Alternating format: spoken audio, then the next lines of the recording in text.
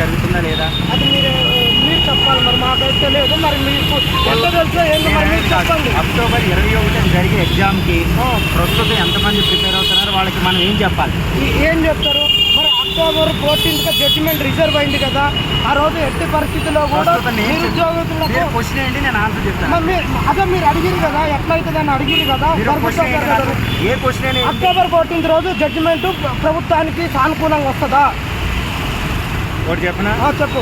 అదే మీరు state October 14th judgement ఏది వచ్చినా ఇప్పుడు ప్రస్తుతం ప్రిపేర్ అయ్యే స్టూడెంట్లు మనం ఏం చెప్పాలి? వద్దని చెప్పాలా, కావాలని చెప్పాలా? వద్దని కావాలని కాదు, ఎప్పుడున్నా ప్రిపేర్ అయ్యేటోనికి ఏది వచ్చినా కానీ మీ ప్రిపరేషన్ కంటిన్యూ కమ్మని చెప్తారు. అదే నేను చెప్పాను.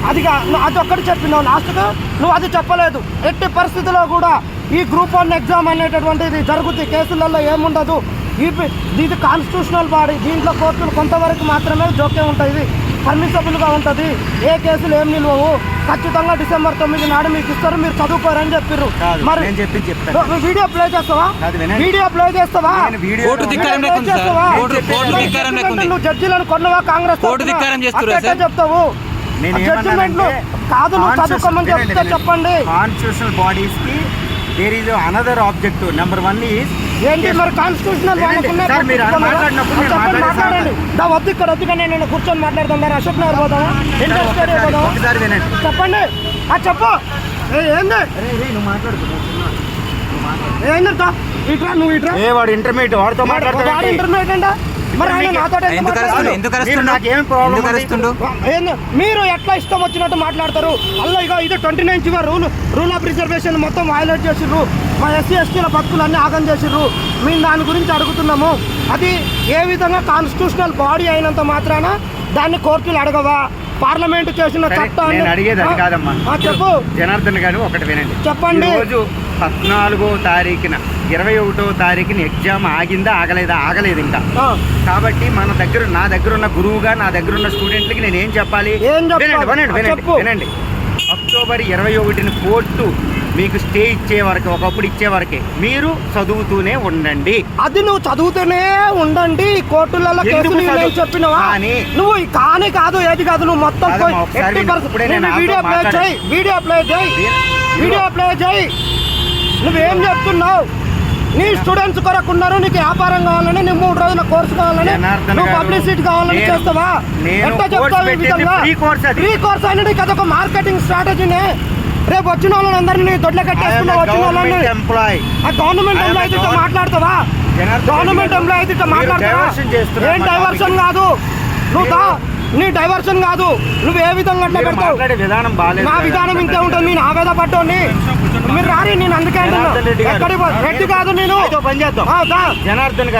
జనార్దన్ గారు మాట్లాడతాం. ఈ రోజు 21వ తారీఖు మన ఇద్దరు ఇచ్చే మెసేజ్ ఏంటి స్టూడెంట్లకి? నువ్వు ఏదొచ్చినా చదువుకోమని చెప్పాలి. కానీ రాదు కాన్స్టిట్యూషనల్ బాడీ దానికి కొంతనే ఉంటుంది. చదువుకోమని చెప్పు. నువ్వు దాన్ని విశ్లేషణ చేయి. నాది కాలేదా? ఓకే. నా 39 జీవో ఒక ఎస్సీని కడుపు కొట్టిర్రు, ఒక ఎస్టీని కడుపు కొట్టిర్రు, ఒక ఈబీసీని కడుపు కొట్టిర్రు, ఈడబ్ల్యూఎస్ని కడుపు కొట్టిర్రు. ఈ ప్రభుత్వం రూల్ ఆఫ్ రిజర్వేషన్ నా మీద కంప్లైంట్ ఇచ్చేది. ఏమని నీ మీద కంప్లైంట్? నువ్వు తప్పే చేస్తున్నావు. ఎక్కువ ఏం చేస్తున్నారు? నువ్వు ఇస్తావు, ఇవ్వండి. నేనేం తప్పు చేయలేదు. మా కడుపు కొడుతందుకు నువ్వు తయారైనవు. జనార్దన్ గారు చెప్పండి సార్, ఏం తప్పు చేయట్లేదు. ఇది తప్పు. ఏంది తప్పుదా? మరి ఇప్పుడే కంప్లైంట్ ఇస్తున్నారు. నీ కడుపు నువ్వు కారు ఆపుతున్నావా? ఆపట్లేవు కదా, నువ్వు కారు ఆపట్లేదు కదా.